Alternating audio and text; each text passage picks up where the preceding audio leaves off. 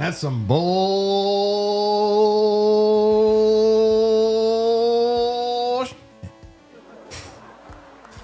Welcome to the Wake Up America show, where we self-censor. Thankful to have you here. Who are those holes, Amy J.E.'s? You know, Europeans. There's something wrong with them.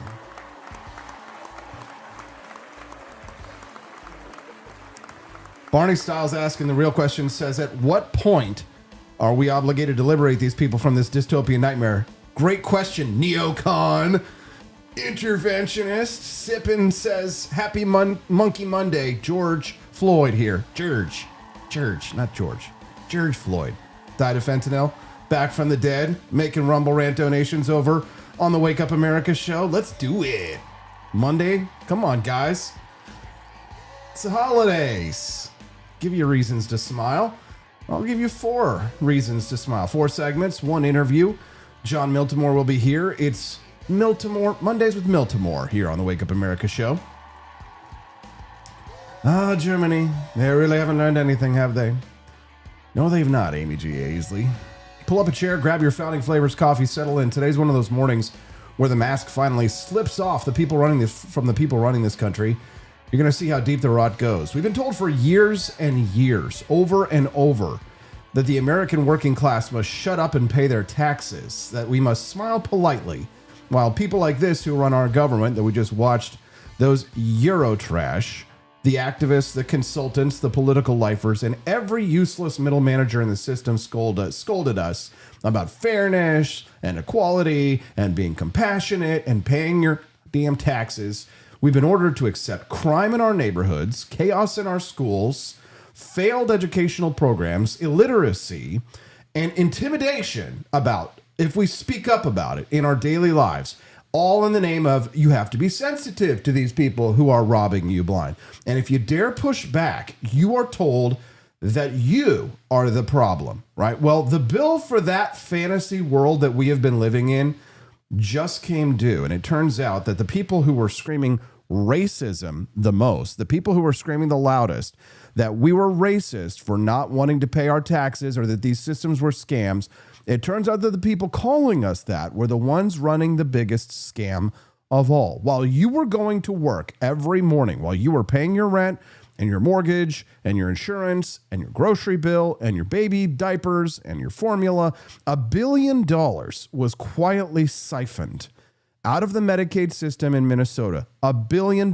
federal taxpayer dollars, your dollars and my dollars. You may not live in Minnesota, but you paid for the fraud in Minnesota. This is not a rounding error.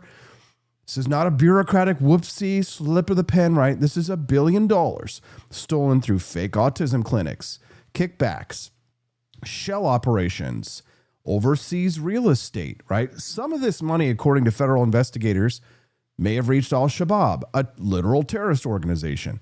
It's not mismanagement. It's not incompetence. It is corruption. It is official corruption.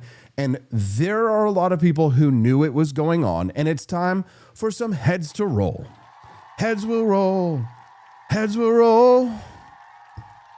Heads will roll. St. Selma says they're thinking it now may be as much as $8 billion. I would not be shocked. I would not be shocked. But I can only report that which I can confirm.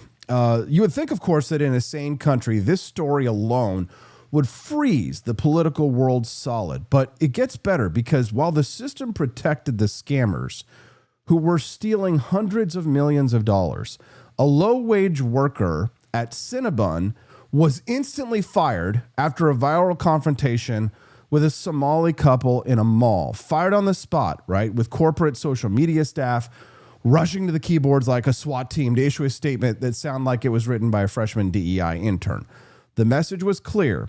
The criminals get caution and patience. The corrupt networks get silence. But the working class gets punishment. The working class always gets punishment, right? And right as this cultural powder keg reached its critical mass, the White House dropped a hammer right between tampon Tim Walz's eyes. Operation Metro Surge pulled violent Somali offenders off the streets of Minneapolis and exposed what local officials refused to acknowledge, which is that the administration listed their crimes publicly: domestic violence, robbery, sexual assault, gang activity, fraud, repeat offenses, a mountain of convictions that would have had any normal governor demanding a state emergency years ago.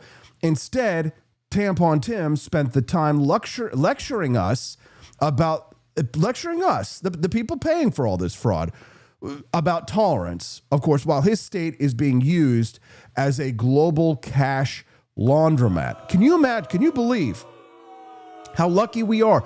You could say every criticism against the world against Donald Trump. You could come at it from every libertarian angle. Austin, how dare you support this terrible fashion? You voted for Donald Trump. You campaigned for him. Austin, you terrible. No. I saved this country with my vote. I saved my country from that man. And you may say, oh, well, it's the lesser of two evils. You damn right it is. Much lesser. Much lesser. Much lesser. Much lesser. Right? So I got no regrets about the vote for Donald Trump and J.D. Vance for president and vice president. No regrets. None. So the White House is taking action, and you love to see it. So today you're going to see exactly why the American public is tired. We are fatigued. We are fatigued of being lectured. That's why you're seeing these, middle-aged, middle-income white chicks losing their jobs at Cinnabon because they're just so sick of it that they're saying the N-word on camera and giving them like the double, wah. He could have been the vice president of the United States. He could have been the vice president of the United States. So the working man is cracking under the weight of the consequences that the elites don't have to carry. We all have to bear the burden of, if you say the N-word in the wrong circumstance, sorry, no, you've got to be rich enough to be able to buy your way out of cancellation. That's how we are living in the United States. We have a caste system, and there are two tiers of justice in this country. We're going to also look at this morning at California, where John Miltimore joins us to explain how the Golden State took a perfectly good idea, like abundance, and somehow turned it into more scarcity. Los Angeles is doubling down on the one housing policy that every economist agrees makes everything worse. This takes a special kind of political genius, or maybe a special kind of political cult, because, of course, the person who is advocating for this the most, the person who is doing the most damage to the state of California, is the top contender for president of the United States from the Democrats in the next election cycle. I think we know who we're talking about here. So later in the program, I'm going to tell you something that's going to shock Silicon Valley, because while the CEOs of big tech are warning that AI might replace them someday, I already replaced mine 9 months ago. In fact, the AI version of a CEO is the best employee I have ever had. It never sleeps, never whines, never schedules a DEI retreat, and never forgets its job, which is to help me grow a business while the elites are too busy writing essays about whether the robots are going to steal their prestige. So Andy Kessler at the Wall Street Journal says, AI is not making us dumb. I say it's exposing those who were never smart in the first place.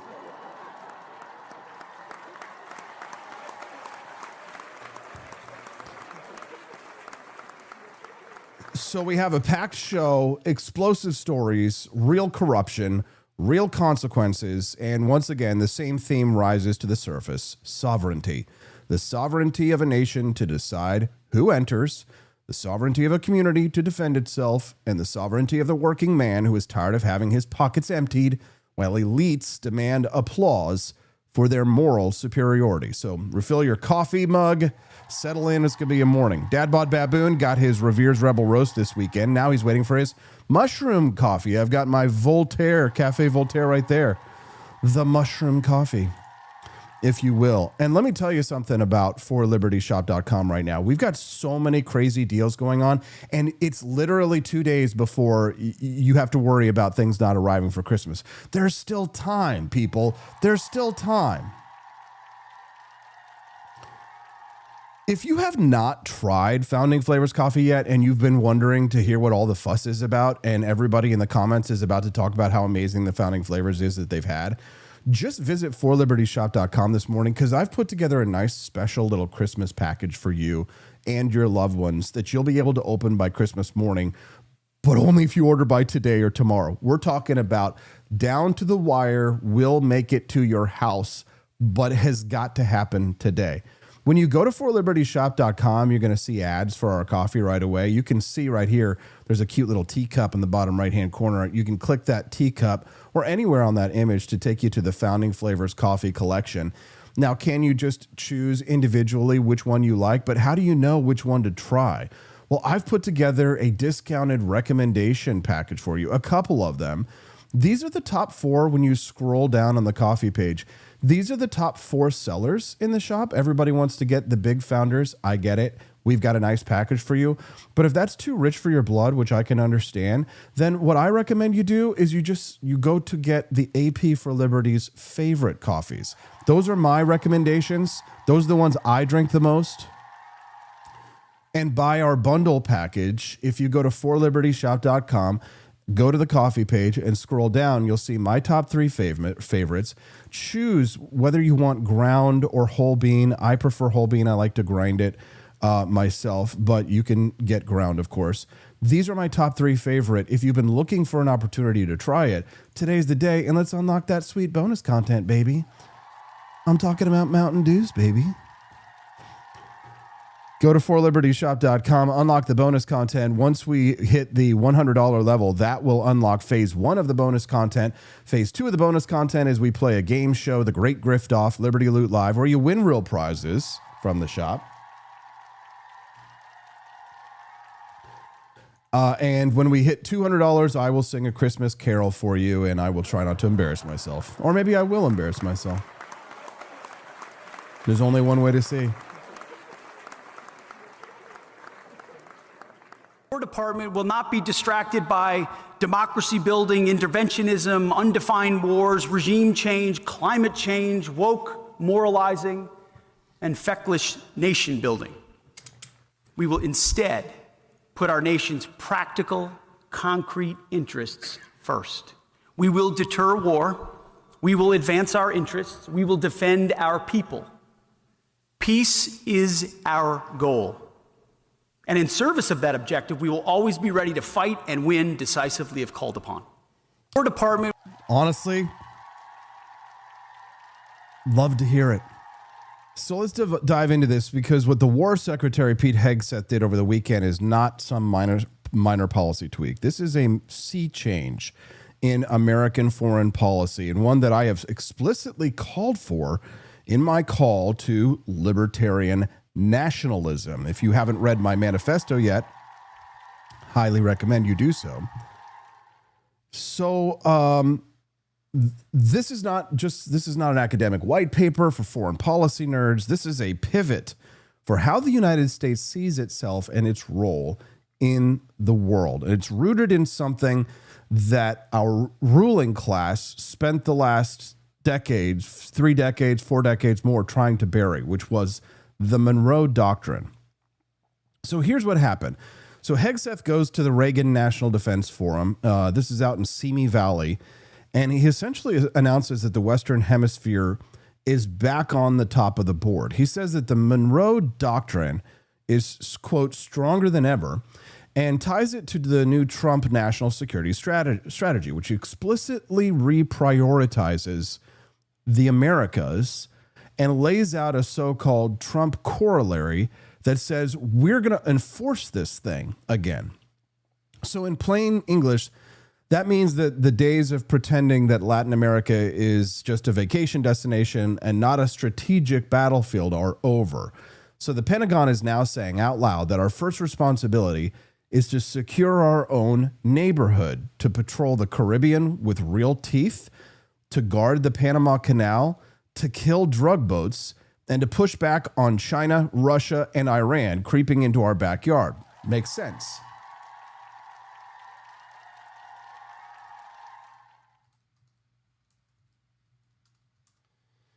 Now, I just thought of this. I should have pulled this up for you guys for over this weekend, but there's a reason why you want the ability to be able to patrol your backyard. And here's a perfect example of this. Take a look at this. This is Argentina's Navy that filmed the Chinese Communist parties, their fishing fleets, swarming into Argentine waters like ocean locusts, writes Arun Padur, stealing fish, gutting livelihoods, and leaving behind dead seas.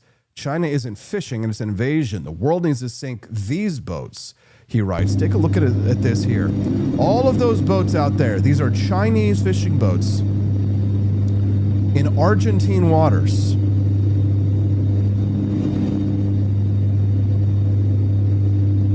This is going on. Well, this is what's going on in a country that doesn't have the ability to defend itself. This is the vacuum of power that comes from being powerless, and we're not going to stand for it. That's not the kind of thing we're going to allow in our waters.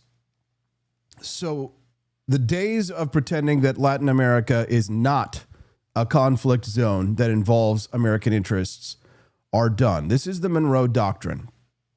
The Pentagon is saying that we're going to patrol our waters, we're going to defend our waters, and depending on how you feel about the legality of the strikes, potentially attack people who come into our waters and do things like this.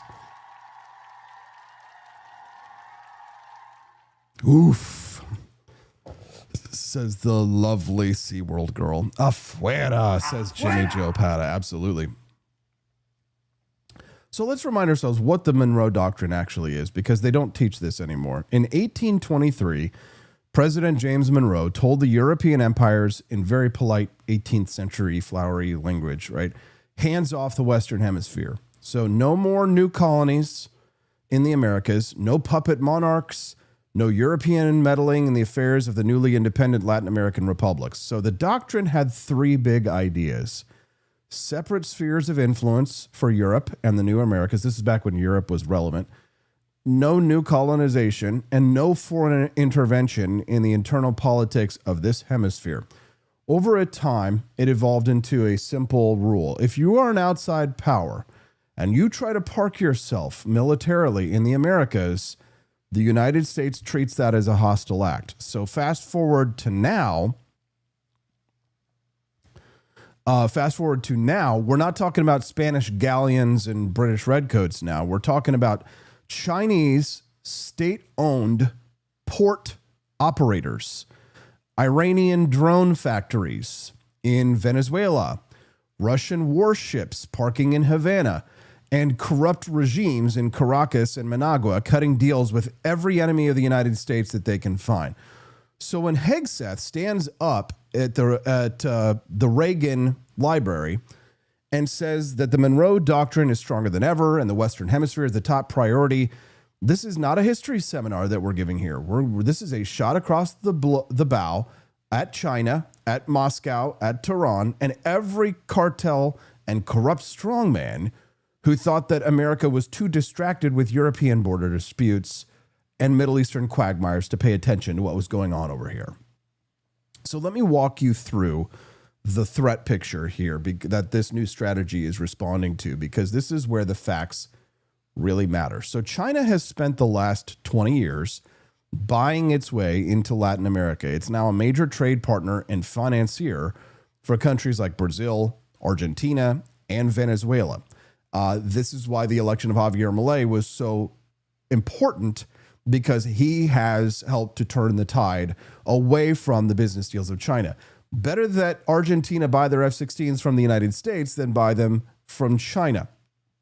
So China, of course, this isn't about soybean access for these people. They have strategic stakes in port terminals in the Caribbean and along key shipping lanes around the United States. Some analysts have noted that Chinese leverage over the largest port in Jamaica, for example, is a serious vulnerability for U.S. security, because Jamaica, of course, sits on vital maritime routes in and out of the Western Caribbean. So you let enough of those ports fall under Beijing's influence, and suddenly the Western Hemisphere starts to look like a Belt and Road brochure. So U.S. Southern Command has been warning Congress for years that more than 20 countries in its area of responsibility have already signed on to Chinese infrastructure and investment projects, and that these economic footholds are tied to growing military and intelligence presence. Then there is Russia.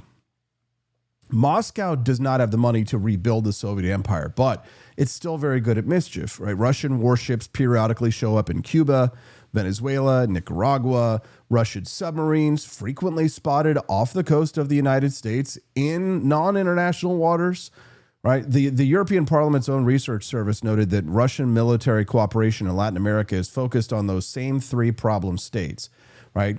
Cuba, Venezuela, Nicaragua, and they've got arms deals, training relationships that are designed, of course, to needle us and support anti-American regimes. Recent analysis points out that Russia has effectively turned Nicaragua into a symbolic military enclave in Central America precisely to challenge U.S. influence in the region.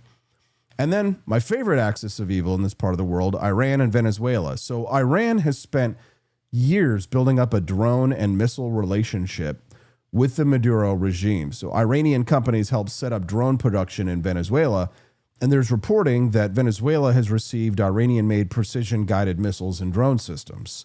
A recent policy alert warned that Venezuelan access to Iranian hardware is being used to intimidate neighbors like Guyana and to threaten our vital shipping lanes, turning Maduro's Venezuela into a playground for adversaries of the United States.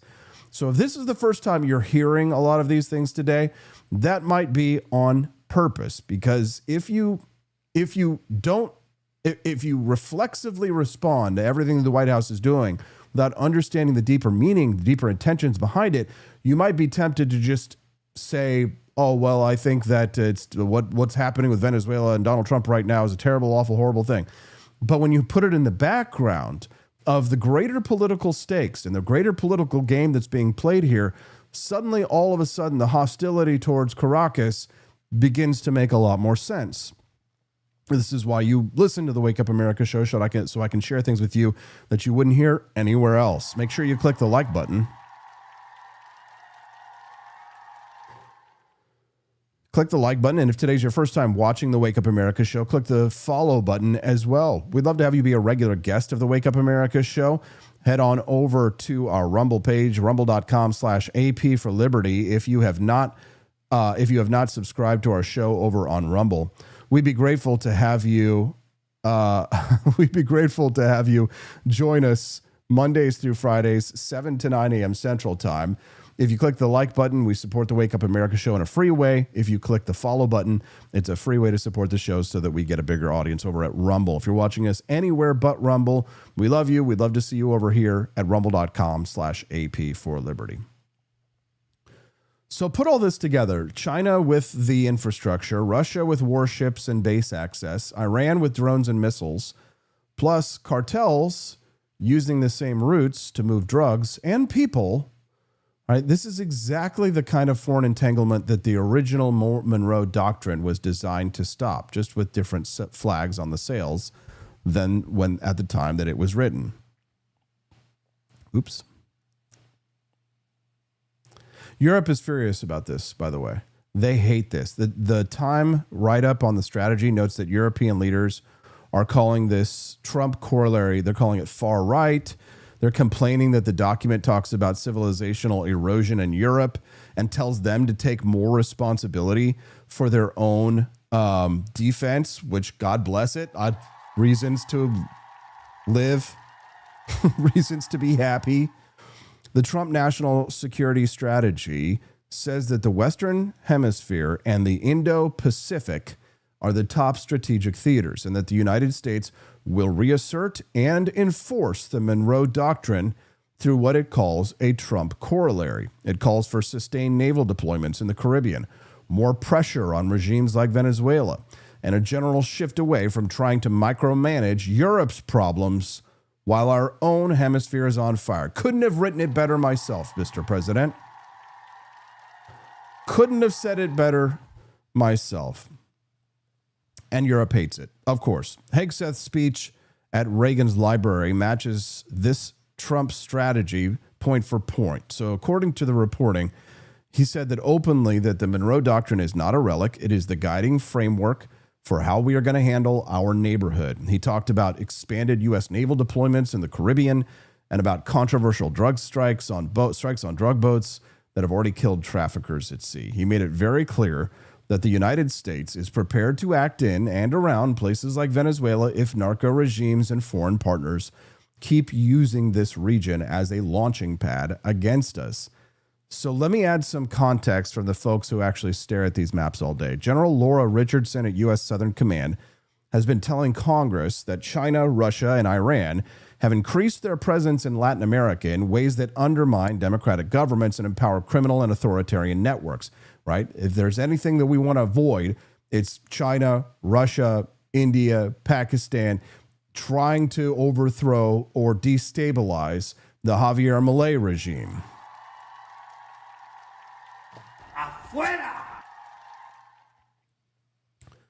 And let's talk about how this hits home for you, because I know some people hear Monroe Doctrine and think this is like a think tank discussion or something, right?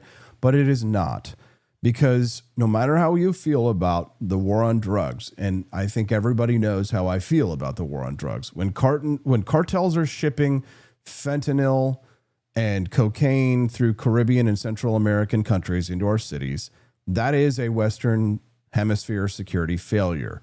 Because where they can bring drugs, they can also bring people. And they do bring people through these networks. Right? When Chinese state companies control critical ports in the Caribbean and on the Atlantic that affects our ability to respond to crisis or to protect our trade or to keep adversaries from staging intelligence operations under commercial cover, that is a failure of our policy. Right? When Iran is helping Venezuela build long-range drones and missiles, and those systems threaten our allies, our ships, and our economic lanes, this is not some distant boutique problem. That is your fuel price. That is your insurance rates. Your kids are serving on those ships, and they are in danger. When balloons are allowed to fly over the mainland of the United States without fear of being shot down until they've passed over, that is a security failure, right? And if you think that Chinese spy balloon, if that's the first time that happened, I have a bridge to sell you in mid-Missouri. It's the Tuscumbia Bridge Company. I have some stock.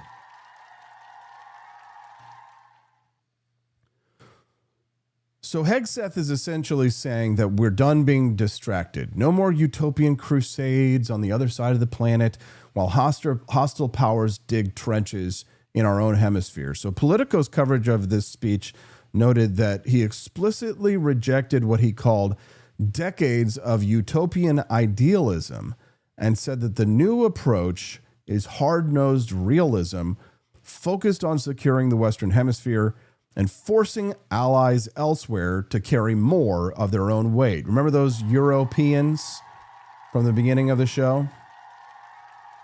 The ones having people arrested for their free speech? Yeah, they're going to have to step up and pay for their own national defense. You love to see it. And that's how it should be. You love to hear it. Now, because I'm a libertarian with memory, I have to say this. So the Monroe Doctrine has been used and it has been abused. It's been invoked for good reasons and for bad ones. It has justified preventing hostile empires from colonizing our backyard, but it's also been used to rationalize some very questionable interventions. We don't have to pretend that every chapter of history was noble to recognize that the core idea is still sound. Foreign powers should not be turning Latin America into an anti-American staging ground. That's it. The difference now, and this is what makes people nervous, is that the Trump corollary is much more explicit about the spheres of influence. So the strategy document that came out this week talks about accepting that there will be regions where Russia and China have their own spheres and that we're going to insist on ours in America and the Indo-Pacific. So that's a very old-fashioned way of doing power politics, which is why European elites are screaming that this sounds like far-right rhetoric. Personally, I would rather have a clear statement of interest rather than another decade of vague global Clinton-esque democracy talk while Beijing quietly buys every port on the map, right? At least now the masks are off. They say, this hemisphere is ours. You, Europe, you worry about your own borders for once. And to our adversaries, the message is simple. Stay off my lawn. Yeah. So let me put it this way, right? The original Monroe Doctrine was the United States saying, we're no longer a weak former colony.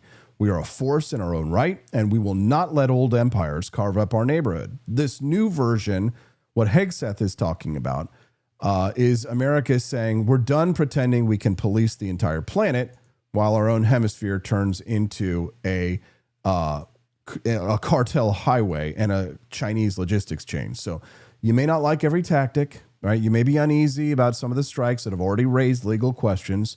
Even the Financial Times coverage on this noted that these drug traffickers at sea operations are somewhat dubious, and that is a healthy skepticism. But the core strategic shift, putting the Western Hemisphere first, is about as common sense as it gets. So as we go through the rest of this show, keep this in mind. When we talk about the Somali fraud in Minnesota, about Walz and the Cinnabon incident, about California's war on property rights, and even about the future of AI, it's all connected to one thing: sovereignty. Who controls your neighborhood, your border, your economy, your information, your technology, your kid's future, right? Pete Hegseth just drew a bright red line around the map of the Americas and said, this is our sphere, and we are going to act like it again. The question is whether we still have the spine, the clarity, and the leadership to back that up without turning it into another blank check for the permanent war machine. And this is what we will keep testing on this program.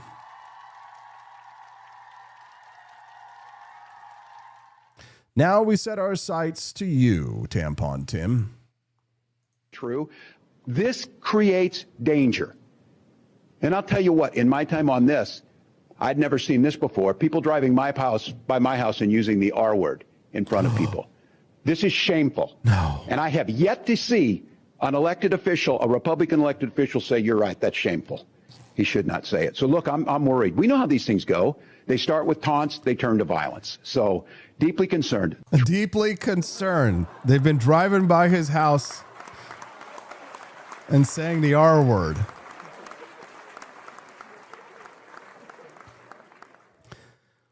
So it's time for us to talk about Somalia.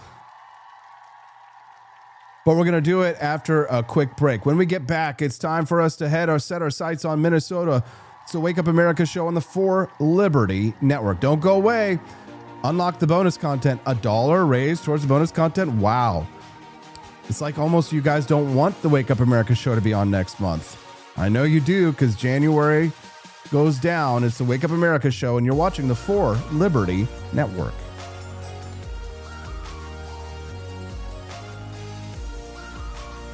Legend has it, back in 1773, a band of angry, overtaxed patriots stormed a British ship, found the king's favorite tea, and said, "This would taste better without the tyranny." Then they tossed it overboard. Fast forward to today. That revolutionary spirit lives on in Boston Harbor Black, the boldest brew in the 4 Liberty tea lineup. It's dark, it's smooth, it's unapologetically American, just like the folks who drink it. Whether you're sweetening it up on the front porch or drinking it straight like a Minuteman before battle, this isn't tea for royalty, it's tea for rebels. No fake flavors, no corporate slogans, just a cold glass of Don't Tread on Me in liquid form. So skip the woke iced tea aisle and stock up on Boston Harbor Black at 4libertyshop.com. Because when the heat's rising, the least you can do is drink like a patriot. Imagine bringing George Washington back to life.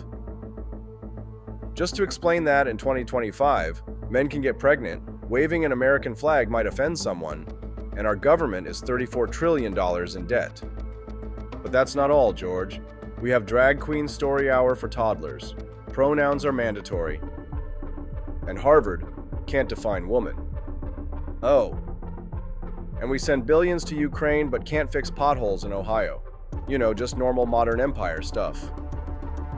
I'm sure he'd be totally cool with it. Right after he finishes reloading. He didn't cross the Delaware for this nonsense, but you can carry on the fight with gear that would have made King George cry. Shop bold, shop free, shop for libertyshop.com. Picture this. It's 1776. Thomas Jefferson is hunched over his desk at Monticello, ink-stained fingers, writing the most radical document in human history. Do you really think he was sipping Starbucks? No. He was drinking something bold, something black, something brewed strong enough to fuel a revolution. That's the spirit behind Founding Flavors, our signature line of liberty-fueled coffee. No soy froth, no climate guilt, no corporate slogans. Just real coffee, inspired by the men who wrote freedom into existence. Every cup is a quiet protest. Against mediocrity, against tyranny, against bad coffee. So this morning, skip the globalist brew. Grab something worthy of a free man's sunrise. Founding Flavors. Now brewing at forlibertyshop.com.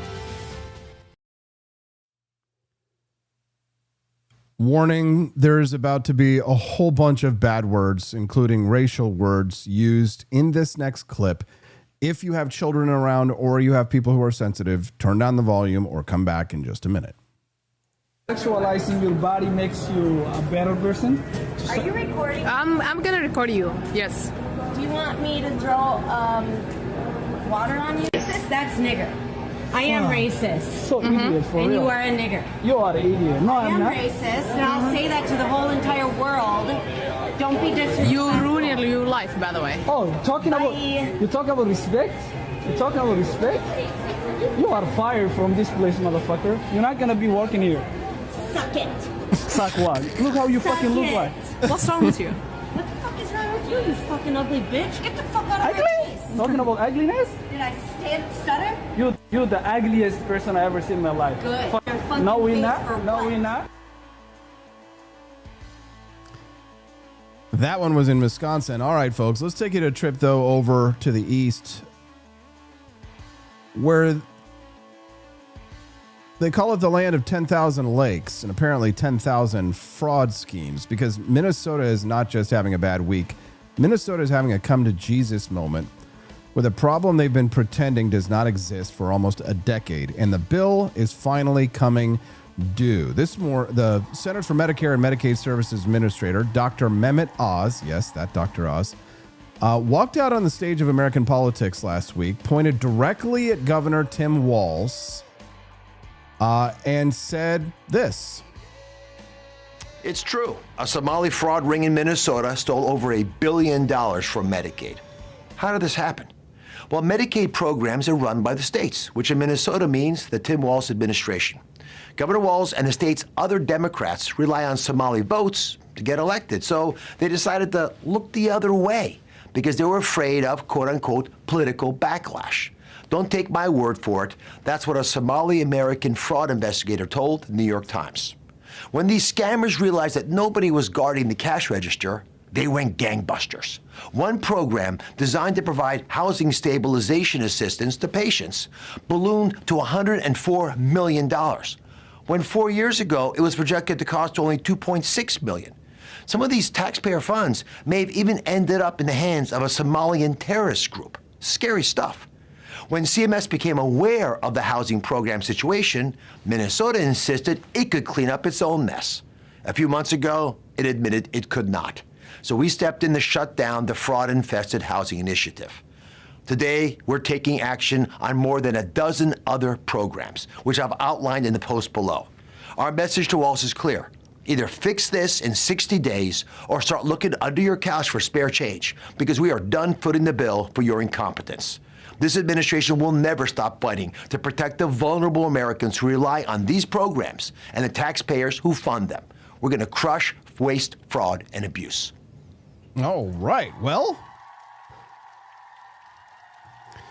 Tim Walz is a retard. Thank you, M&Ms.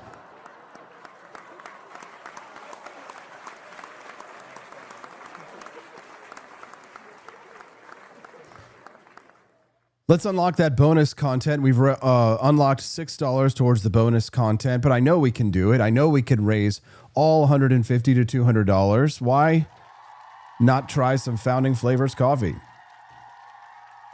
Drop those Rumble rants. Support the show financially and otherwise. The best way to support the show and to help yourself at the same time is to head over to forlibertyshop.com and try some delicious Founding Flavors coffee. I drink it every day.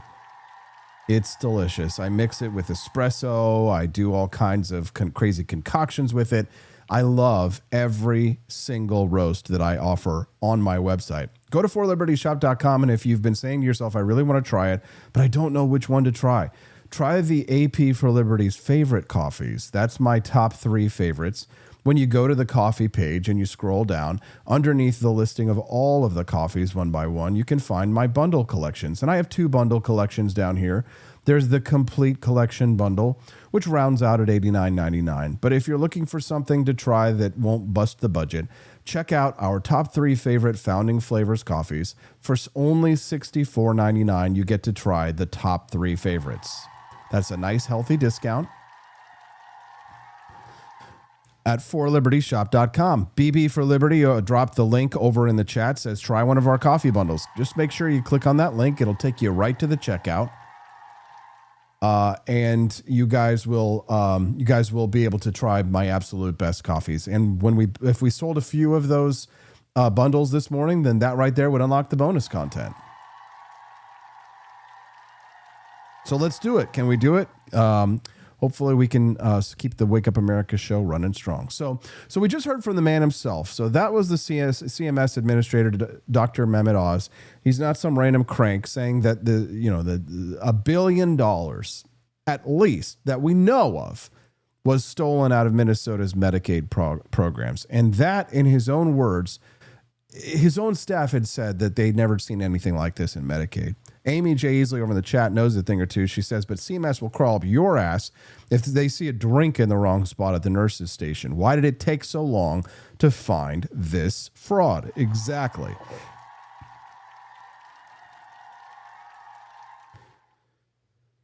So let's slow down on this for a second, because it's easy for the people in DC like Dr. Oz to just rattle off $1 billion like it's pocket change, right? This is the welfare program that working Americans are forced to fund every time that we get a paycheck, right? This is not a rounding error at the Pentagon. This is money that was supposed to go to real poor people, real disabled kids, real vulnerable families. According to Dr. Oz, this money was looted by bad actors operating inside Minneapolis's Somali community, using 2 newer Medicaid programs as their personal ATMs. One is called the Housing Stabilization Service, and it was originally projected to cost about $2.6 million a year. And it paid out $100 million in 2024. So this is almost 40 times what they said this program would cost. And the other program is early intensive developmental and behavioral intervention. So basically, autism-related services. Dr. Oz said that one went around from $3 million in 2018 to nearly $400 million by 2023. From 2018 to 2023, from $3 million to $400 million. That's not growth. That's a mushroom cloud. And what do they do with this cash? Dr. Oz describes these scammers using stolen Medicaid funds to buy flashy cars, purchase overseas real estate, and hand out kickbacks to parents who enrolled their kids in fake autism treatment centers. So some of those fraud proceeds, Dr. Oz was saying, that made their way even to al-Shabab, the Islamist terrorist group operating out of Somalia. So you have fake clinics, you have kickbacks, overseas property, luxury cars, and potentially terrorism sitting on top of programs that were supposed to help disabled children and vulnerable families. That is not a rounding error. That is a fraud state. That is a fraud state. And think about all of the guilt that has been laid on people who don't want to pay these taxes. Think about every time you say, oh, we should abolish Medicare and Medicaid, and we should abolish the Social Security program or replace it with private investments, private savings. No, you're a terrible person and you hate autistic children and want them to die.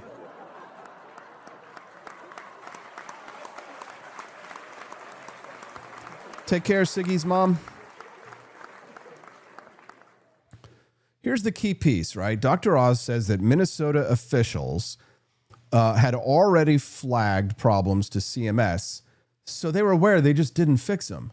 And then they just let this explosion run for years. So CMS has now stepped in and shut down the worst housing program and frozen enrollment for certain high-risk providers, right? And Oz just put a 60-day clock on Tampon Tim with very specific demands. Dr. Oz demanded weekly updates on anti-fraud efforts, a 6-month freeze on enrollment of high-risk providers, verification of every current provider as legitimate or they're out, and a corrective action plan to prevent this from happening again. And then the big line that Dr. Oz said, if we're unsatisfied with the state's plans or cooperations, we'll stop paying the federal share of these programs. Do it. God, wouldn't it be beautiful? Wouldn't you just love to see it? Upon a Burning Nation over in our Rumble chat says, I had an illegal steal my identity and join the Army. I too was in the Army while this happened. What?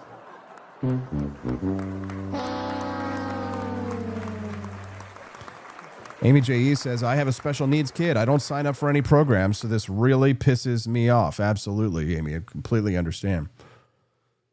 So let's talk about the politics. So the Fox report on this shows that Governor Walz, he's smiling in photos with all these Somali figures who have now been accused of welfare fraud, like this Abdul Dahir Ibrahim, who's now been arrested by ICE. Thank you, Mr. President. So federal officials are saying that Minnesota allowed an entire ecosystem of abusive providers and bogus services to flourish under the banner of compassion and equity. Meanwhile, anyone who dared raise concerns over the years was smeared as Islamophobic or racist. So from the taxpayer's perspective, what does it look like? It looks like this. You pay the taxes. They say it's for kids with autism and people trying to avoid homelessness. And that money buys BMWs and condos overseas. You get called a bigot, of course, if you ask where any of this money went. This is the fatigue. This is the exhaustion.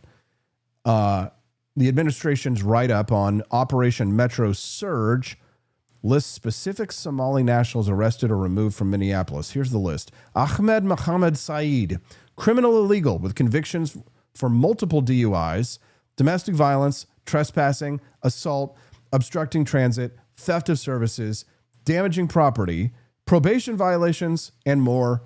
Operation Metro Surge, Donald Trump, got him. Afuera. Thank you, Mr. President.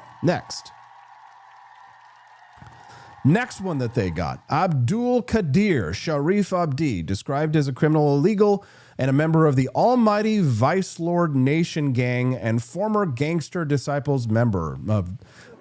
You ever watch that show, Cannibal Warlords of Liberia? And that one cannibal warlord, his name was General Butt Naked. You guys ever heard of General Butt Naked? They call him General Butt Naked because he fought butt naked. But because it was in Liberia, it wasn't butt naked. It was butt naked. N-E-K-I-D. His name was General Butt Naked. You guys have never seen Cannibal Warlords of Liberia?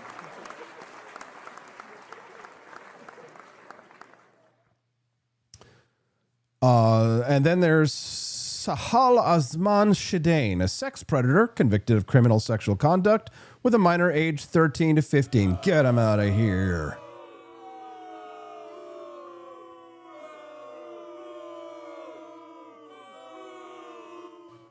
Mukhtar Muhammad Ali, convictions for domestic assault, fraud, and robbery and larceny.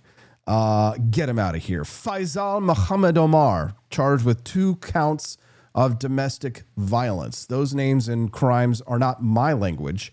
They are straight out of the White House communication, and I just happen to pronounce them very well. Looking very good and very nice. Good morning, Pineapple. This guy's, they're the pineapple jokes. Minneapolis was allowed to become a magnet for people who abused the system, hurt their neighbors, and treated the law like it was a suggestion, while we were being lectured by Democrats about our tone and about stigmatization of these communities, right? President Trump, in the middle of all this, when nobody thought it could be done, referred to Somali criminals as garbage who are destroying our country. And his team has repeatedly highlighted Minnesota as a hub of money laundering activity. God bless you, Mr. President. Thank you. Thank you for calling it what it is.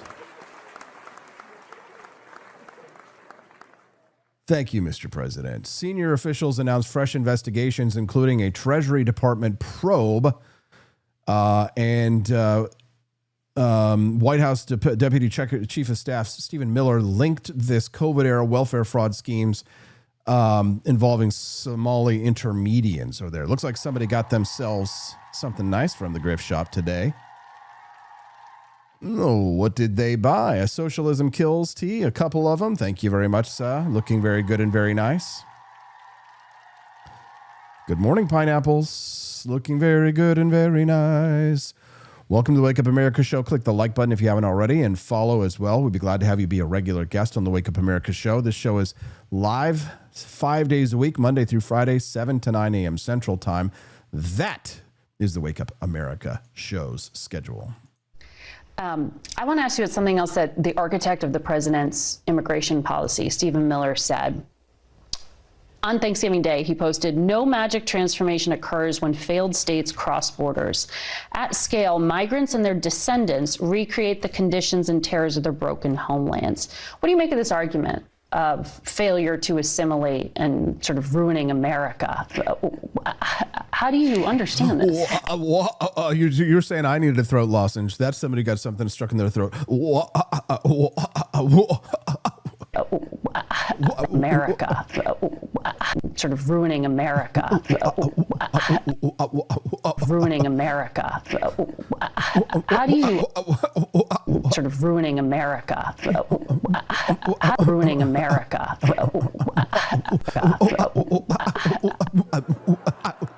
It's the Somali dance. She's speaking their language. How do you understand this? I mean, when I think about Stephen Miller and his white supremacist rhetoric, it reminds me of the way the Nazis described Jewish people in Germany. And, you know, as we know, there have been many immigrants who've tried to come to the United States who've turned back, one of them being Jewish immigrants. We know the way that people were described who were coming from Ireland, Irish immigrants. We know the way in which people were described back then when they were Italian immigrants. And to me, you know, we're yes, of course, ethnically Somali. We are in this country as Americans. Yeah. We are citizens. We are productive part of this nation, and we will continue to be. How do you get up, come on, get down with the sickness? How do you get up, get down with the sickness? Good morning, Matt, Unrude, Jimmy, Joe, Patty, JJ, 4884. We're all getting down with the sickness. Your mother, get up, come on and get down with the sickness. Oh, God. So the next clip that I'm going to play right now, guys, is going to be extremely offensive. It's going to use racist language. It's going to involve F-bombs. If you have little pictures that have big ears, then turn down the volume and come right back. Sexualizing your body makes you a better person. Are you recording? I'm gonna record you. Yes. Do you want me to throw water on you? That's nigger. I am racist. So idiot, for and real. You are a nigger. You are an idiot. No, I am I'm not. racist, and I'll say that to the whole entire world. Don't be disrespectful. You ruined your life, by the way. Oh, you talk about respect? You talking about respect? You are fired from this place, motherfucker. You're not gonna be working here. Suck it. Suck what? Look how you Suck fucking look it. like. What's wrong with you? What the fuck is wrong with you, you fucking ugly bitch? Get the fuck out of Ugly? my face. Talking about ugliness? Did I stutter? You're the ugliest You person did kind of stutter there, lady. I ever seen in my life. Good. No, we're not. No, we're not. No, we're not. Because you know damn well you're That's fucking respect. evil. That's respect. Oh my God. Keep squeezing that caramel. You guys, it's 8 o'clock. Holy crap. The time just flew by. I'm sorry. John Miltimore's waiting. I'll talk about that story after John Miltimore. We'll talk about how California is destroying itself. I feel like an idiot. I'm normally watching the time. We've been having so much fun, and there's been a lot of N-words flying. Sorry, guys. We'll be right back. John Miltimore, talk about California destroying their economy. We'll be right back. It's the Wake Up America show on the 4 Liberty Network. Guys, unlock the bonus content. We're so close to phase 1. We'll be right back on the Wake Up America show. And that's on what? The 4 Liberty Network or shop. We'll be right back. Picture this. It's 1776. Thomas Jefferson is hunched over his desk at Monticello, ink-stained fingers, writing the most radical document in human history. Do you really think he was sipping Starbucks? No. He was drinking something bold, something black, something brewed strong enough to fuel a revolution. That's the spirit behind Founding Flavors, our signature line of liberty-fueled coffee. No soy froth, no climate guilt, no corporate slogans, just real coffee, inspired by the men who wrote freedom into existence. Every cup is a quiet protest. Against mediocrity, against tyranny, against bad coffee. So this morning, skip the globalist brew. Grab something worthy of a free man's sunrise. Founding Flavors. Now brewing at 4libertyshop.com. Legend has it, back in 1773, a band of angry, overtaxed patriots stormed a British ship, found the king's favorite tea, and said, "This would taste better without the tyranny." Then they tossed it overboard. Fast forward to today. That revolutionary spirit lives on in Boston Harbor Black, the boldest brew in the 4 Liberty tea lineup. It's dark, it's smooth, it's unapologetically American, just like the folks who drink it. Whether you're sweetening it up on the front porch or drinking it straight like a Minuteman before battle, this isn't tea for royalty, it's tea for rebels. No fake flavors, no corporate slogans, just a cold glass of Don't Tread on Me in liquid form. So skip the woke iced tea aisle. That's right, you're flat. Mine's as straight as your spine. It's okay, it's just yoga.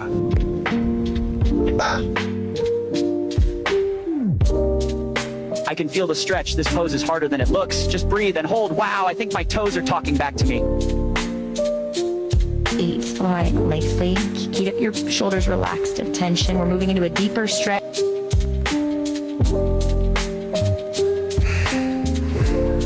Inhale deeply, exhale slowly.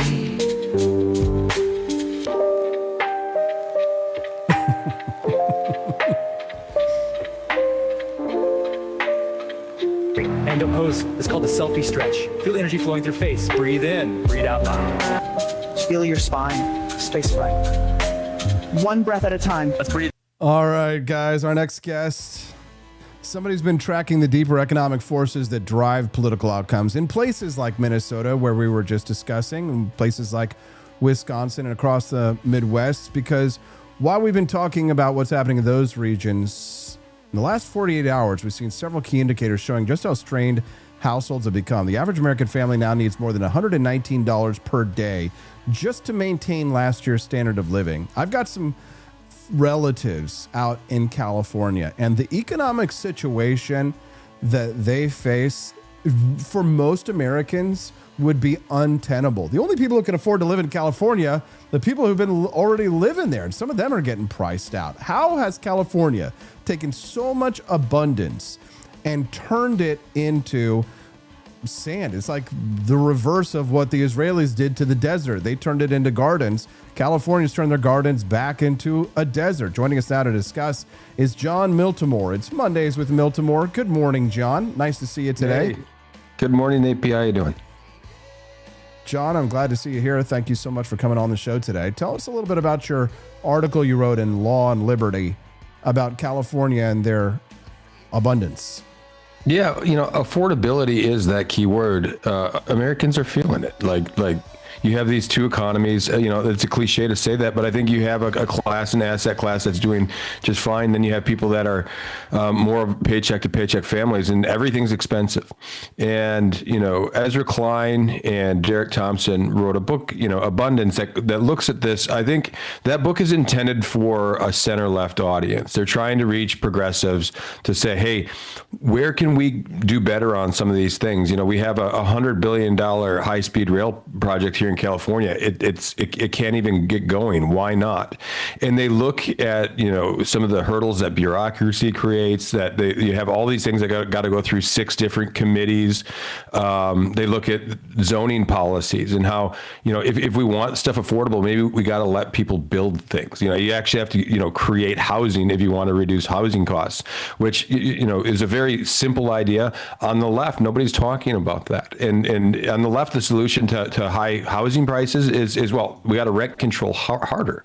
Like, we have rent control, but maybe we got to, do that a little bit more aggressively if we really want to make things affordable.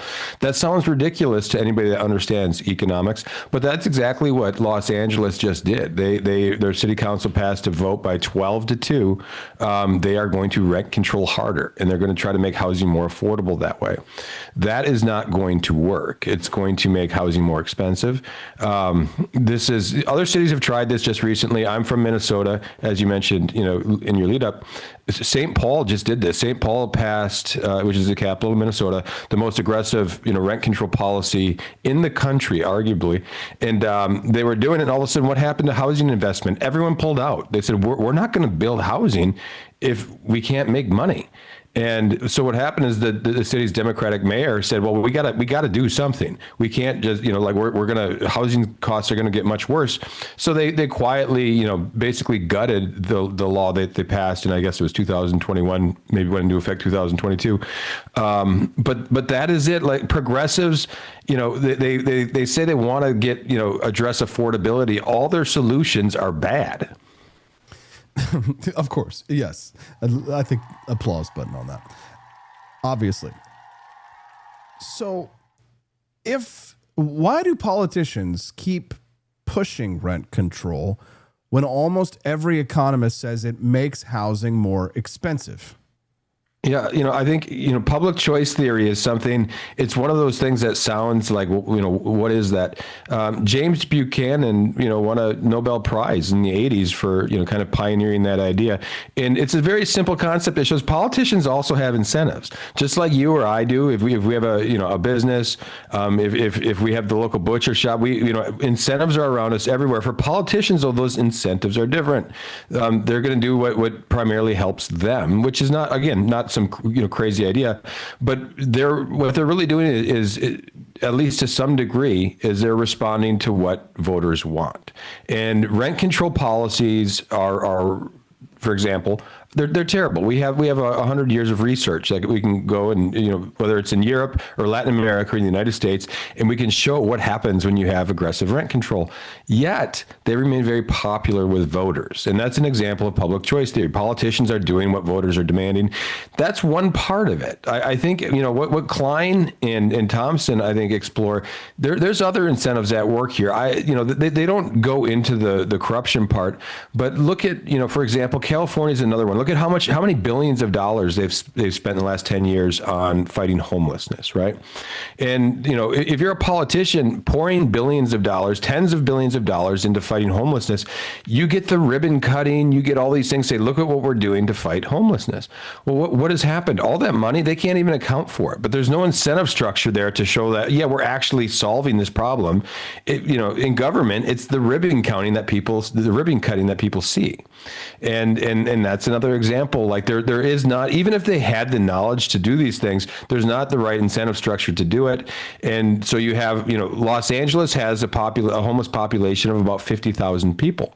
And the average rent there is close to $3,000, which is about 40% higher than the national average.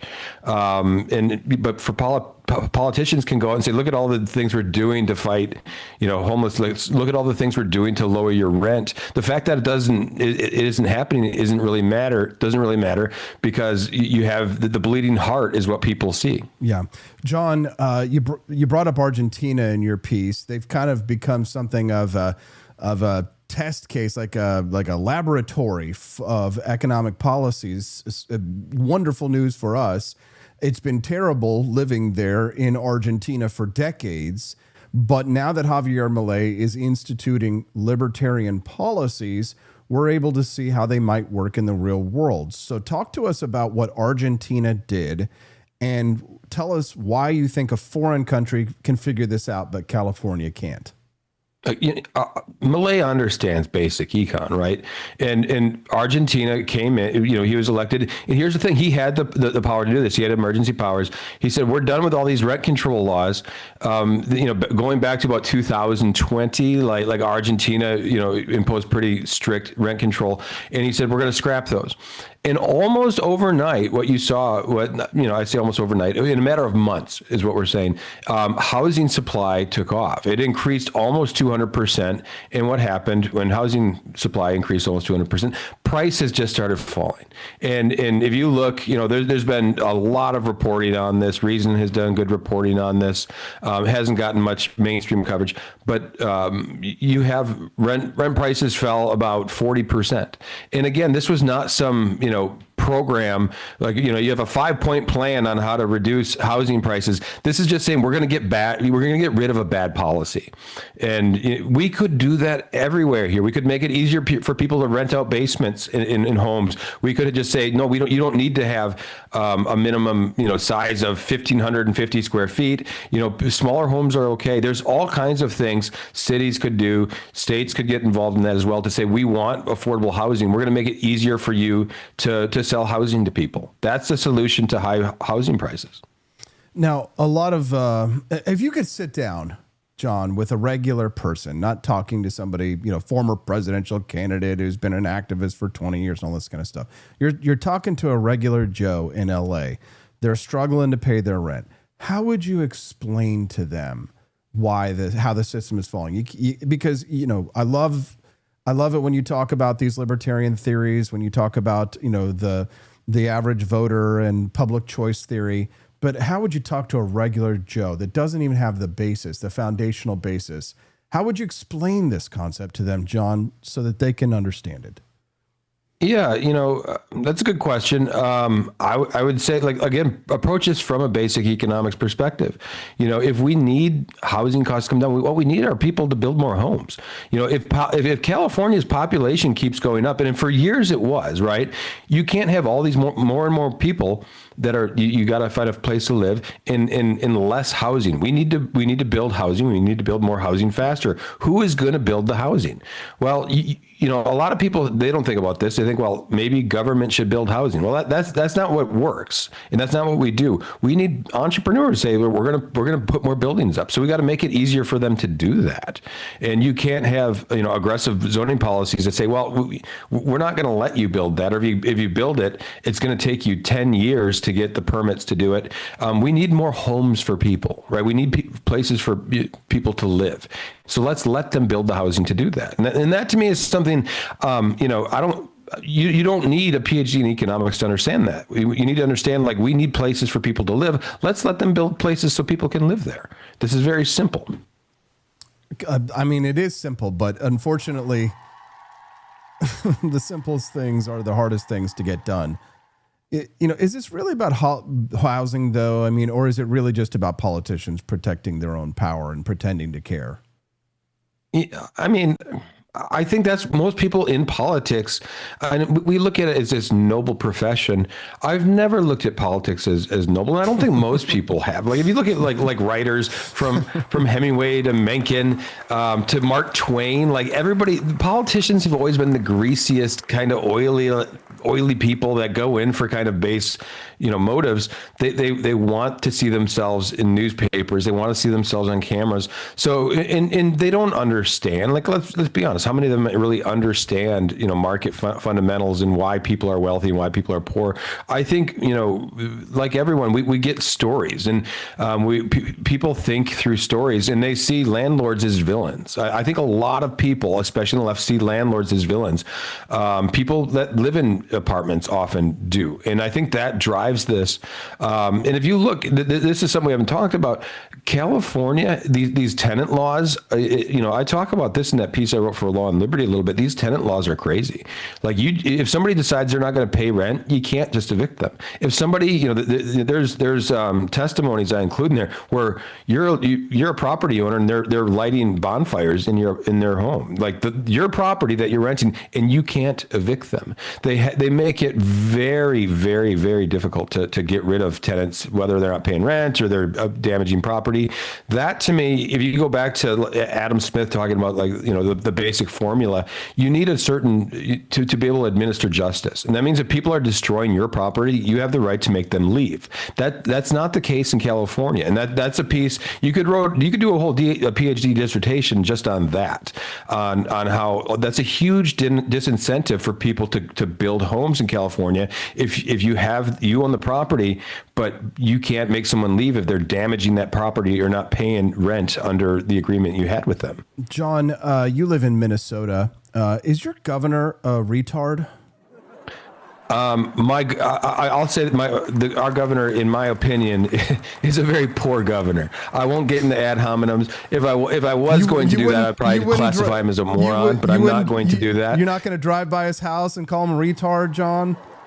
No, and people shouldn't do that. I can't stand Tim Walz, but driving by his home and like shouting words, that's something we don't need. But wait, Tim Walz what if I'm deserves. driving by his house? What if I'm driving by his house already? And I live down the street. I shouldn't call him a retard. I don't like name calling. Tim Walz, though, is a very bad governor. Tim Walz should not be governor, and I think this is going to prevent him from being governor. What I find interesting is he's been a bad governor for a very long time. That's a polite way of putting it.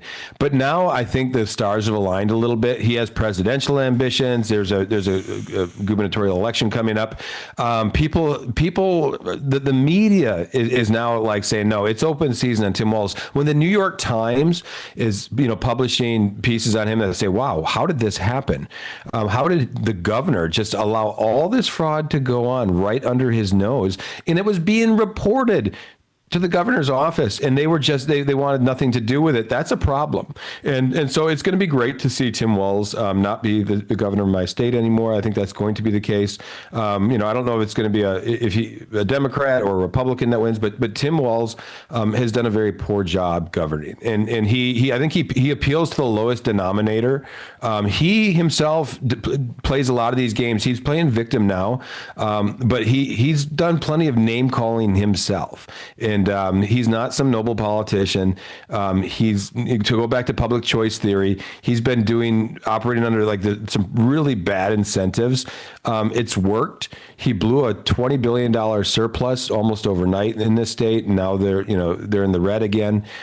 So it's been kind of. I'll be honest. I've taken a bit of pleasure in watching him get grilled over this scandal. How has this not empowered and emboldened the Republican Party in your state to step up and actually try and govern or try and wrest power away from the Democrats? That state, as a blue state for such a long time now, has taken such a hard left turn. You would think that the massive amount of fraud, and now that the feds have to get involved to look at the fraud. I mean, people who are taxpayers from our states, the other 49 states, are paying into that Medicaid program that your fellow Minnesotans, I guess we might call them, some of them aren't even your fellow Minnesotans, many of them are criminal illegal aliens that need to be deported. How are the Republicans not making hay out of this one? Is it just that the blueness of the state is too blue?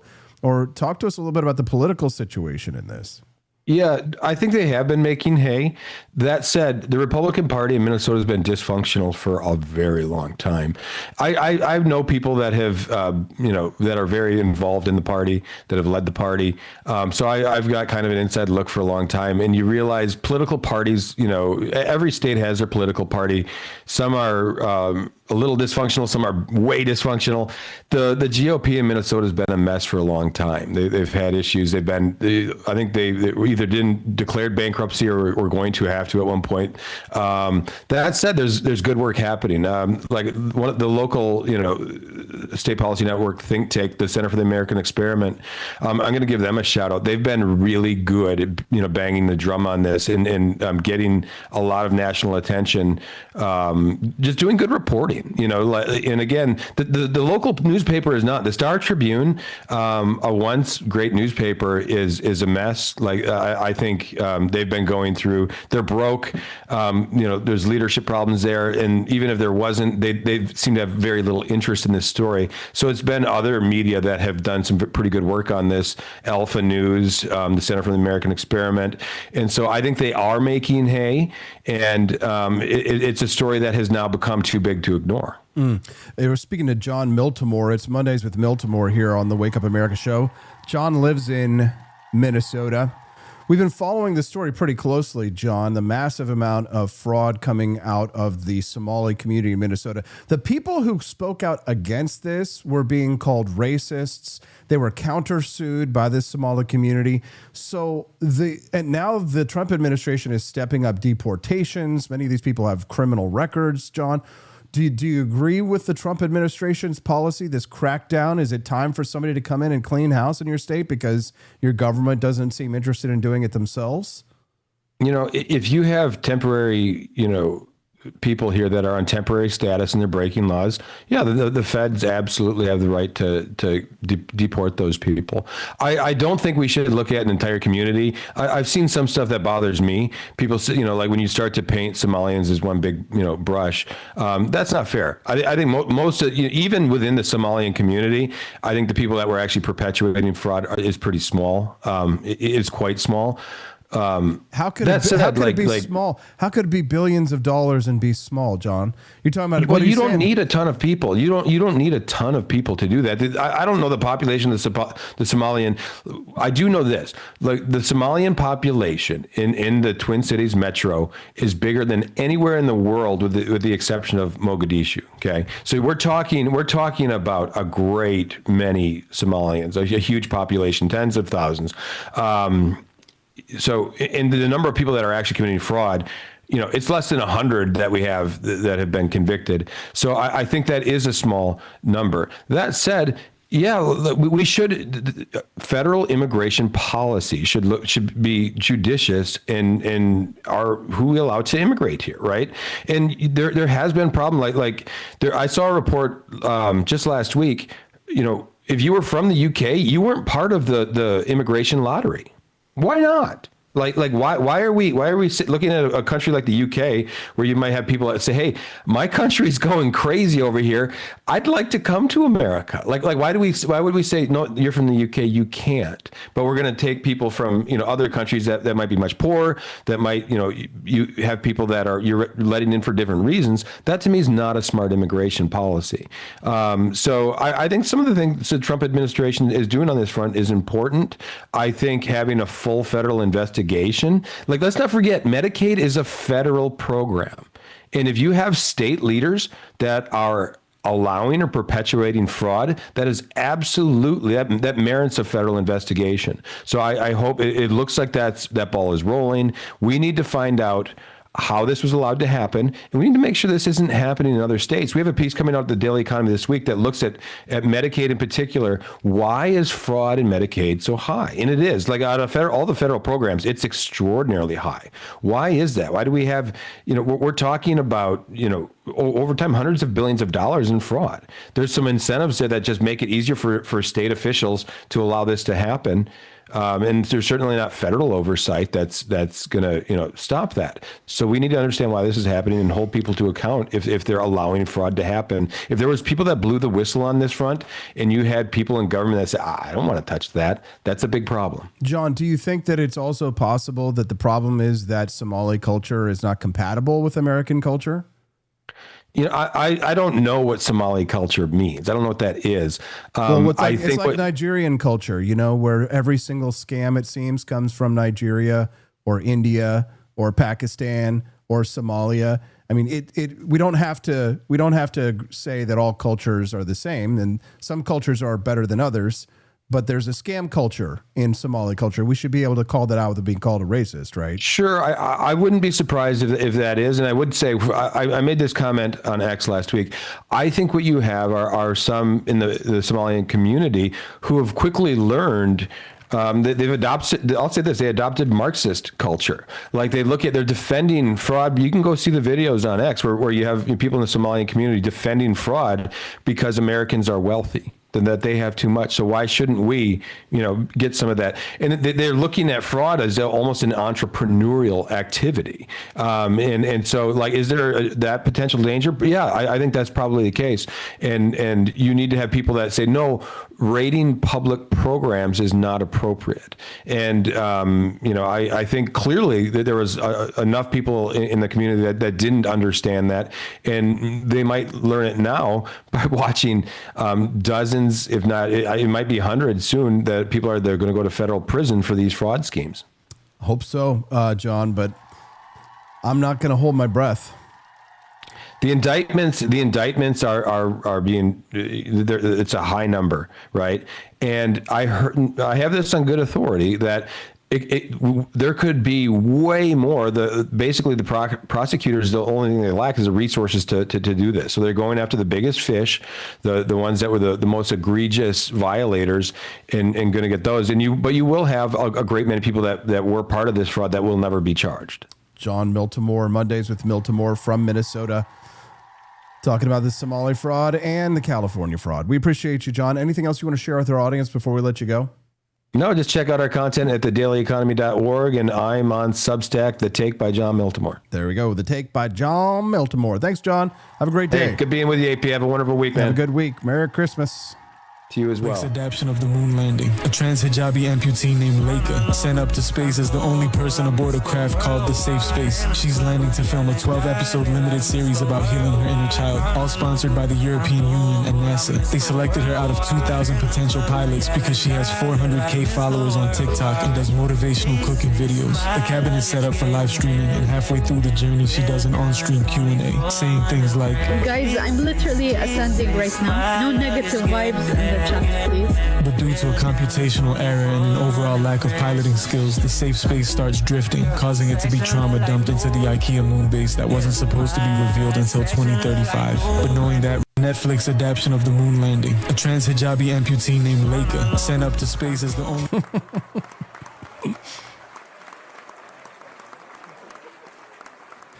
Wow. I'm a little nervous about that bonus content, guys, but I see you guys are holding in it strong at 69. Good morning, pineapples. Looking very good and very nice. If you just tuned into the Wake Up America show, we're grateful and glad to have you here. This show is live 5 days a week, Mondays through Fridays, 7 to 9 a.m. Central Time.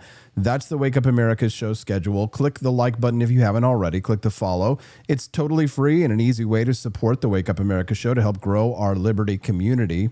If you'd like to step up and help to unlock that mini documentary, we only have to raise $71 more to do so. My recommendation to you is to buy our delicious Founding Flavors coffee. Here's what's happening. If you visit the Grift Shop at forlibertyshop.com, you'll see we've got all kinds of delicious coffees available for you. Coffee available at forlibertyshop.com is delicious. It's nutritious, and we have it on discount. If you go to forlibertyshop.com and buy a box of Founding Flavors coffee, it will arrive before Christmas, but only if you buy it today or tomorrow. If you don't know which one to try, I've put together some recommended bundles for you. So when you go to the coffee page at forlibertyshop.com, scroll down and you'll see we have two different bundles. We have the larger bundle, which contains all of the best sellers. But my recommendation is the AP for Liberty's favorite, which is just the top 3. Choose your grounds or whole bean, and then add to cart and check out. If we sell one of these, you will get delicious coffee, and we will unlock today's bonus content, phase 1, which means that the Wake Up America show will be on next month. It's Christmas time. If you're looking for a great grift, that's thegriftshop.com. If you're looking for a great grift, the great grift off. Well, that will be $150 today, and I don't know if we're going to make it there. But visit forlibertyshop.com. Help support the Wake Up America show. Unlock the mini documentary that we've got produced for you today, or it goes away forever. At forlibertyshop.com, you can shop amongst all of our items, not just our delicious coffees, if coffee's not your thing. Any of the products in our store you can get buy 2, get 15. If you buy 2 or more of anything in the store, use that code, buy 2, get 15. Buy 2, get 15, you'll save 15% on your entire order at forlibertyshop.com. If you want the taxation is theft holiday mug, if you want the Crusader Pepe Rare Pepe quarter zip pullover, or our ultra popular Crusader Pepe God Wills It meme t-shirt, or the Charlie Kirk Simply Freedom shirt at forlibertyshop.com. Did you know that you could save 15% on my AI for Creators course as well? There you go. Use that code, buy 2, get 15. That's buy 2, get 15. Look at this cutie Emily Suzanne with her beautiful less government, more football hoodie. Don't you want to be like Emily Suzanne? I think we all do. She's very pretty. Our products make you better looking. That's the truth. Welcome to the Wake Up America show, everyone. If we unlock the bonus content, you'll see the mini documentary at the end of the show. So let me tell you something, guys. If you think that the robots, speaking of AI, if you think that the robots are coming for just the factory jobs and the regular average blue collar guy, the warehouse jobs, the forklift jobs, you're right. But big tech is saying something now even crazier. They're saying that the robots are coming for the corner offices, the CEO suites, the big fancy desks with the leather chairs and the golden parachutes attached to it. Thank you, Drew Van Runkle.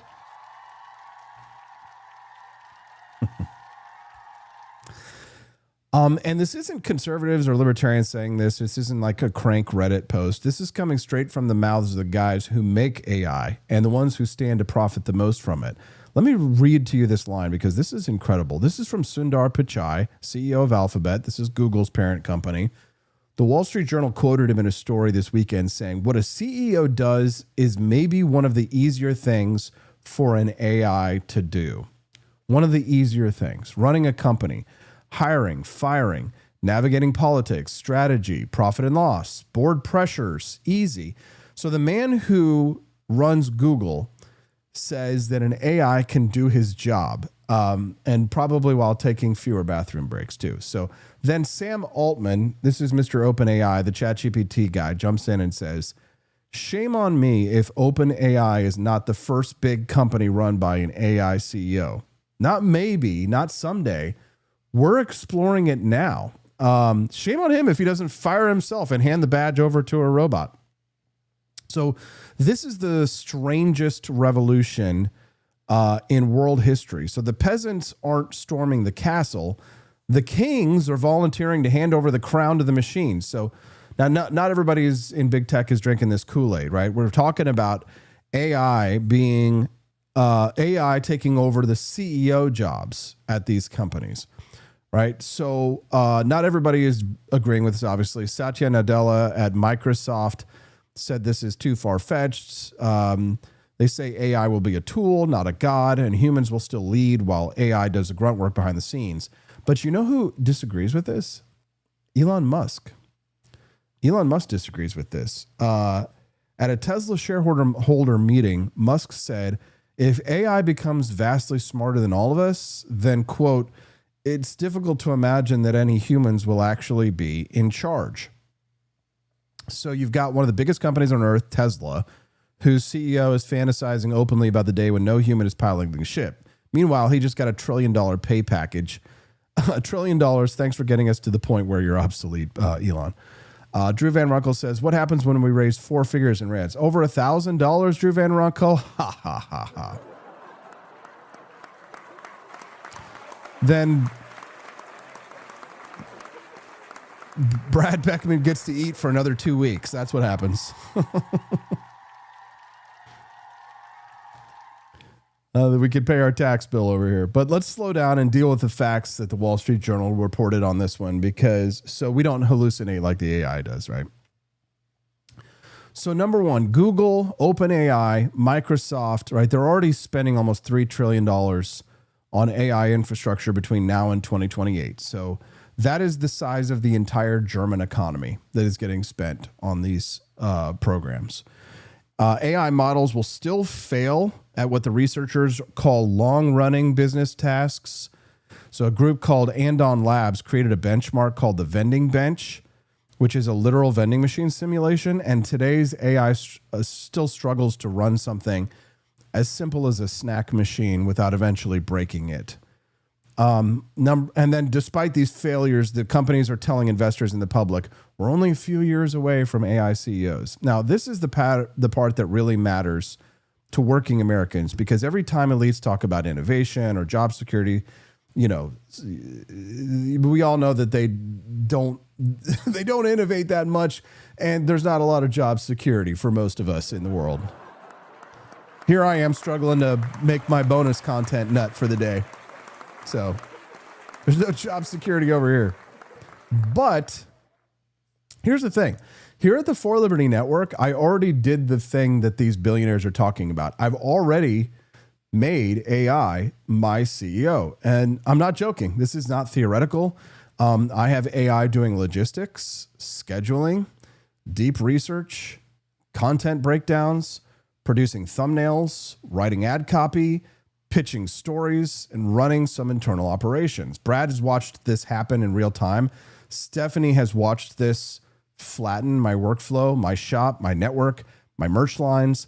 That we're all using AI to such an extent that I joke about being the first media company actually run like a Fortune 100 firm, but from a shoe closet powered by coffee and patriotism.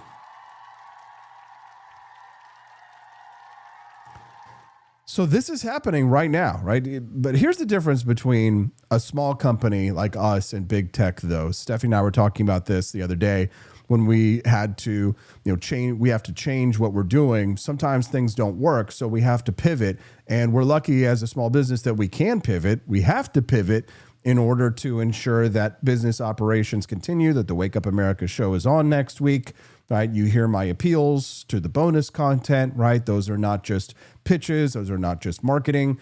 It's not like we're getting rich over here. We're paying Brad's salary. We're keeping food on the table, and we're growing at a slow pace, but we are growing over here. It's important for you all to remember that we are normal people who are just doing our best to try and advance the things that we love. I mean, Stephanie loves the friggin' founding fathers, and so do I.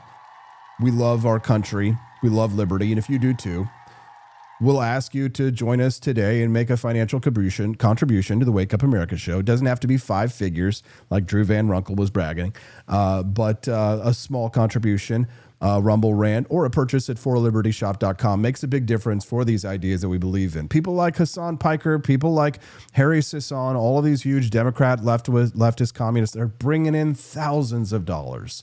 The Nazi Groypers are bringing in thousands of dollars.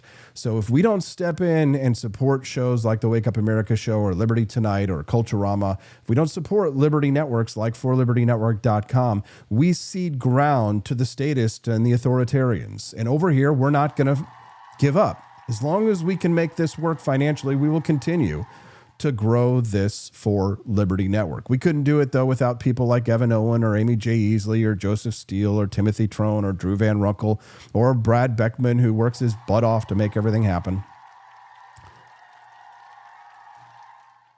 But at the end of the day, I have to check everything that AI does. I have to make the decision to put the plan into place. I still have to make sure that AI is an efficiency multiplier and we're not wasting time. There's quite frequently that we're sitting there trying to get the AI to do something that we probably need to just do ourselves directly, right? AI is an efficiency multiplier for humans sometimes, right? I'm not trying to shrink my team over here, right? I'm trying to basically give everybody superpowers, right? If you're the type of person who doesn't need to be told what to do, AI can give you superpowers. If you're the type of person who needs to be told what to do, AI may not necessarily help you, right? If Brad can cut 10 videos during a show instead of 3, that's good for him. If Stephanie can handle customer communications at 10 times the speed without missing Hazel's nap, that's good for our family. If content creation like this becomes faster, sharper, more targeted, that's good for you guys, right? So for us, AI is not a pink slip machine. It's a freedom machine. Because, the elites, they talk about AI like it's some scientific breakthrough that magically appeared in a lab. But working Americans, we've been dealing with automation for decades. Offshore jobs, automated factories, machines replacing cashiers, kiosks replacing counter workers, apps replacing dispatchers. AI is just the next wave of that, right? Now that's coming for the white collar workers. Right? And the question isn't how do we stop it? Because you can't stop it. You will not unplug a $3 trillion global revolution. The real question is, how do working Americans win in a world where AI is inevitable? And my answer is this. AI will break you if you try to compete with it head on, but AI will boost you if you use it as leverage. This is no different than the Industrial Revolution. You could compete with the steam engine or you could use the steam engine, right? Now let's deal. This is Andy Kessler. He's one of my favorite writers over at the Wall Street Journal. He kind of threw a curveball that everybody else should hear. He says that AI isn't making us dumb. A failing education system is making us dumb. And that is the line that should be plastered on every school building in America. So the MIT Media Lab found that kids using ChatGPT to write essays show cognitive debt. That's the phrase. But that study isn't about AI. It's about schools failing to teach thinking, reasoning, writing, and discipline. And Kessler pointed out something really brilliant. We've blamed technology for stupidity since the creation of the abacus. Television was the idiot box. Google was brain rot, right? Social media was a lobotomy machine, right? But what has actually declined? Not intelligence, not potential, not capability. What declined is effort, training, standards, discipline, mastery. Right? We live in a system where kids memorize nothing, they practice nothing, and are rewarded for feelings rather than mastery. AI didn't cause that. Progressive education policies caused that. And here's the other big piece. Kessler in the Wall Street Journal noted the reverse Flynn effect, which is that IQ scores falling among younger generations started around 2006. That's the year that Facebook opened to the public. So the year smartphones started their takeover right around 2006, right? Coincidence? Maybe. Correlation doesn't necessarily mean causation, but you can certainly argue that technology made distraction easier. But the Wall Street Journal piece cuts through the noise here. It says, we don't become dumb because of tools. We become dumb because we stop using tools for learning.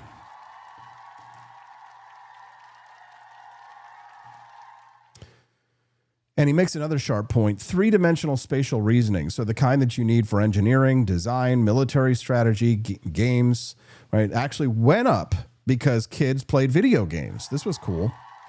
So technology can make you worse or better depending on how you use it. So AI, it's not destiny. It's not direction. It's not destiny so much. AI isn't guaranteeing an outcome for the future. It is taking us in a direction, and it is a force. You can steer it or you can get steamrolled by it. So the elites want a world where they can control the AI and everyone else is at the mercy of it. But I want a world where the average American can use this technology to build a business, change careers, improve skills, automate the boring stuff that you don't want to do, and level the playing field. So think about it like this. It used to take a newsroom of 40 employees to do what I do here every morning, right? It used to take a studio of 30 people to make the content that we make each week. It used to take a marketing department of 20 to manage what we handle in Shopify, Rumble, X, everywhere else that we operate, right? But AI lets a small operation like us compete with giants. That's the real threat that AI poses, not to working people, but to the elite media systems that kept outsiders locked out for decades. So AI has let our small operation grow into a much larger operation than we would have been able to, for even 10 years ago, we would not be able to do what we're doing. There are certain business processes that we're engaging in right now that we would not have been able to do 6 months ago. That is how revolutionary this technology has gotten. When you go to forlibertyshop.com this morning, I want you to take a look around at some of the products. I want you to put some of them in your cart. I want you to show us where you're shopping from, because right now I see 0 live visitors. Wah, wah. But we did, thanks to our friend, I'm not sure what their screen name is or if they want me to dox them, but thanks to one of our friends at the Wake Up America show, they looks like we unlock the bonus content, guys? I think we did. Yeah, we did. First phase. Now we've got 15 minutes left. We might be able to play the game show and do the great grift off if we hit $150. I don't know if we'll get there. It's been a little slow this morning, but I understand it's the holidays. People are spending lots of money. That's why you should buy your Christmas gifts from us, though. That way you support us at the same time that you get your holiday shopping done. But head on over to forlibertyshop.com. That's the number 4libertyshop.com, and pop up on our radar. It's fun to watch people heading over to forlibertyshop.com. Amy G says, so what you're saying is you created fewer jobs. Yeah, that's funny. A nice little winky. But not really, because I wouldn't have necessarily hired someone to do the things. It would have been too cost intensive for us to do the things that we needed to do to make our website, to future-proof our website for things like search engine optimization. I don't want to bore people over here. But what I want to tell you is that we have a tool. You can see it right up here in the top right-hand corner of forlibertyshop.com. And when you see over here in the corner, this little ninja guy right here, he's our little sidekick. We call him. He's kind of like Robin, like a hero sidekick. But this guy has changed so much of what we're capable of doing. When we create new products, we have to optimize them for search engines.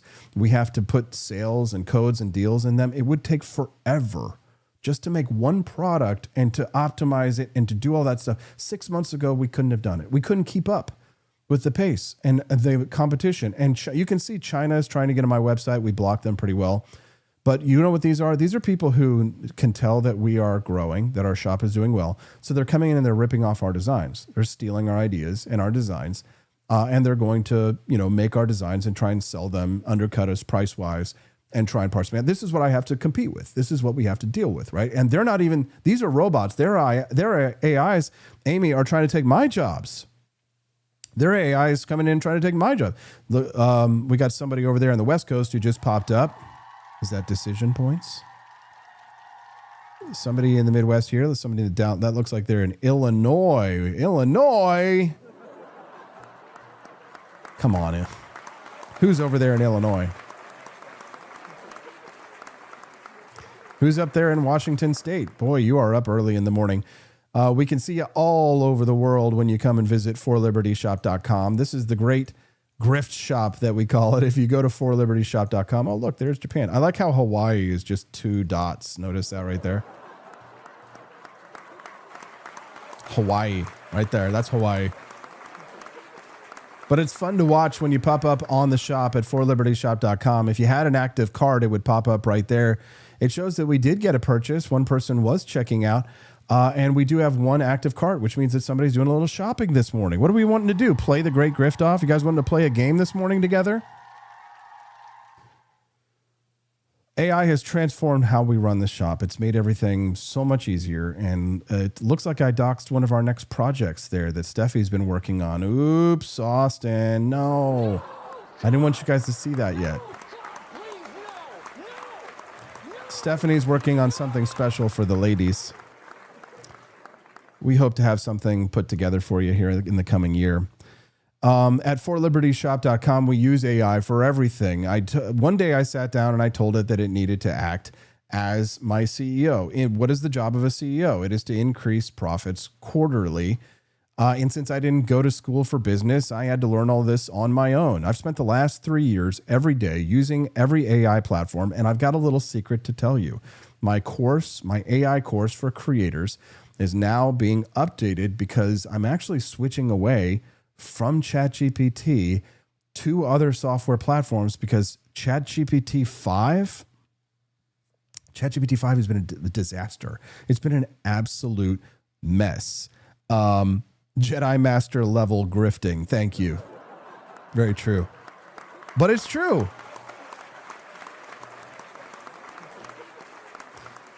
If you're behind the times on artificial intelligence, you're going to get left in the dirt. It doesn't matter what job it is that you do. It doesn't matter where you are. AI will give you superpowers if you learn how to use it and if you engage with it, knowing all of the ups and downs and the problems that it faces. This past week, my last class last week was about why we need to start switching away from ChatGPT and to a new tool that you will find out when you enroll in my AI for Creators course. That's Jedi Master Grifting. But it's not a grift. Because let me tell you what I offer here for you with this AI for Creators course, this ongoing course that you will pay $150 for, and you will say, Austin, thank you. You saved me way more than $150 in time. How much is your time worth? Would you buy back your time? If you could save 100 hours of time, would you spend $150 to get 100 hours back?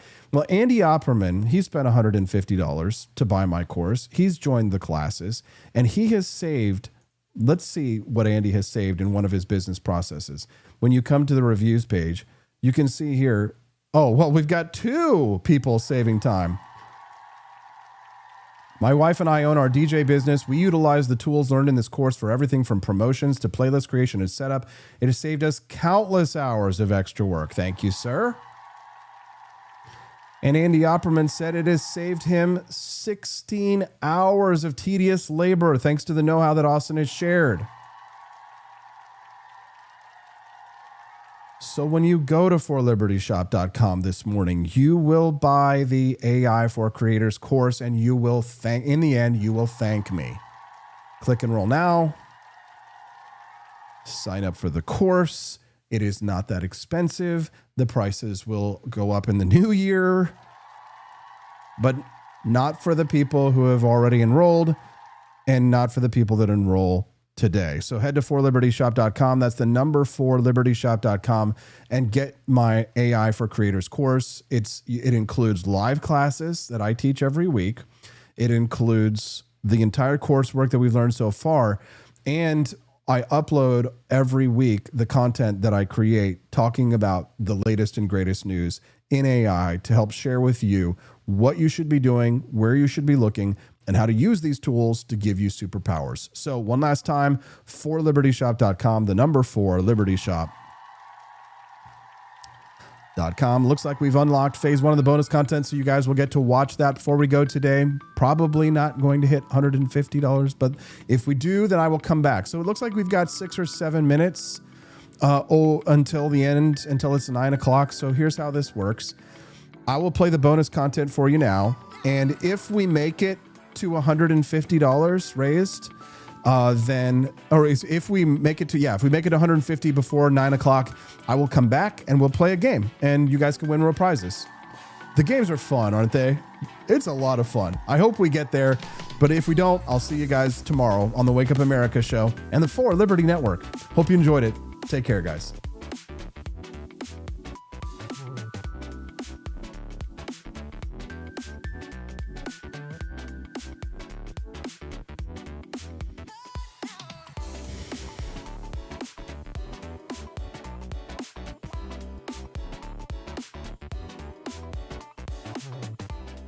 Warner Brothers accepts Netflix's $83 billion bid, but antitrust threats still loom. If antitrust regulators allow the deal to go through, consumers stand to benefit from a less expensive Netflix HBO Max bundle. Netflix announced its plan to acquire Warner Brothers Discovery, WBD, for $83 billion on Friday. The merger between the entertainment giants will likely draw international antitrust scrutiny, as rival bidder Paramount Skydance ominously predicted in an 11th-hour plea to WBD to reconsider its deal with Netflix.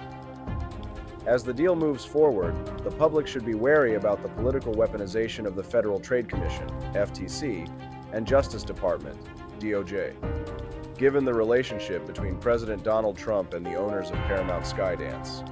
Reuters reported that Netflix was considering a bid to acquire WBD in October. Netflix wasn't the only one. Paramount Skydance and Comcast were also vying for the company. Initial bids were submitted by each company on November 20th. On December 1st, the deadline for second bids, Paramount Skydance drew the almighty antitrust saber as it became clear that WBD favored Netflix's bid of $27.75 per WBD share to acquire Warner Bros. Studio, HBO, and HBO Max, over Paramount Skydance's bid of $30 per WBD share for the entire company. Paramount Skydance lawyers sent a 4,000-plus word letter on December 1st to WBD, emphasizing that Netflix's acquisition of HBO Max, the fourth largest streaming video on demand (SVOD) provider, would result in Netflix obtaining a 43% share of SVOD subscribers. Whenever market share numbers are tossed around, you can be sure that antitrust concerns are afoot. And that's just the sort of language Paramount Skydance lawyers invoked. The lawyers asserted that Netflix's deal with WBD would face grave uncertainty and significant opposition by competition law enforcement agencies in the U.S. and abroad. Jason Kilar, CEO of Warner Media from May 2020 to April 2022, when it merged with Discovery to form Warner Bros. Discovery, said he could not think of a more effective way to reduce competition in Hollywood than selling WBD to Netflix. The Paramount Skydance lawyers offered a tentative theory of consumer harm from the merger, prognosticating that Netflix's acquisition of WBD's world-class IP library, which includes Game of Thrones, Harry Potter, and the entire DC universe, would harm theatrical distribution, talent, and moviegoers by reducing the number of films for broad theatrical release. Former Federal Trade Commissioner Alvaro Bedoya affirmed this point, calling the merger a death knell for movie theaters. At the same time, bundling Netflix and HBO Max is expected to reduce streaming costs for consumers, reports Reuters. The letter stated point-blank that Netflix's WBD acquisition will entrench and extend Netflix's global dominance in a manner not allowed by domestic or foreign competition laws, and anticipated that Netflix's gerrymandered SVOD market definition that includes services like YouTube, TikTok, Instagram, and Facebook, would be rejected by the DOJ, FTC, and international regulators. While competition experts doubt that the European Commission will block the merger, The Hollywood Reporter reports that the DOJ is planning an investigation and potentially a lawsuit to try and block it, given the potential combination of Netflix and HBO Max. Political appointees at the DOJ's antitrust division may be encouraged by Trump to scrutinize the deal, given the president's chummy relationship with Larry Ellison, Oracle co-founder and father of Paramount Skydance CEO and majority shareholder David Ellison. However, the merger would not substantially reduce competition when ad-supported video, social media, and gaming are included in the broader entertainment market. Eric Fruits, senior scholar at the International Center for Law and Economics, estimates that the combined Netflix-WBD share of the overall entertainment market could be less than 5% of total consumer entertainment time. Imagine bringing George Washington back to life. Just to explain that in 2025, men can get pregnant, waving an American flag might offend someone, and our government is $34 trillion in debt. But that's not all, George. We have drag queen story hour for toddlers, pronouns are mandatory, and Harvard can't define woman. Oh. And we send billions to Ukraine but can't fix potholes in Ohio. You know, just normal modern empire stuff. I'm sure he'd be totally cool with it. Right after he finishes reloading. He didn't cross the Delaware for this nonsense, but you can carry on the fight with gear that would have made King George cry.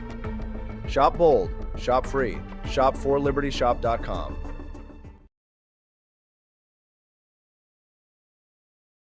Picture this. It's 1776.